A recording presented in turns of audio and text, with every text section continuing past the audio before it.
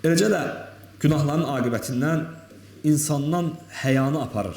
Çünki həya elə bir şeydir ki, Peyğəmbər sallallahu əleyhi və səlləm buyurur ki, hədisində, həya hamısı xeyirlidir. Həyanın azı da, çoxu da xeyirlidir.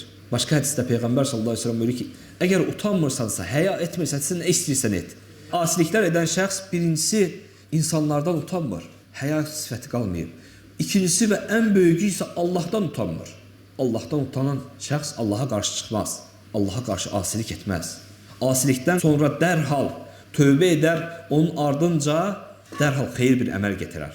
Çünki Peyğəmbər sallallahu əleyhi və səlləm hədisində buyurur ki, harda olursan ol, Allahdan qorx. Günahın ardınca dərhal bir savab əməl gətir ki, o onu silsin. Təqva əhli belə olmalıdır. Təqva əhli əgər Allahdan qorxursansa, sən günahın ardınca dərhal bir xeyir əməl, tövbə edib bir xeyir əməl etməlisən ki, günah səndə qalmasın, o silinsin.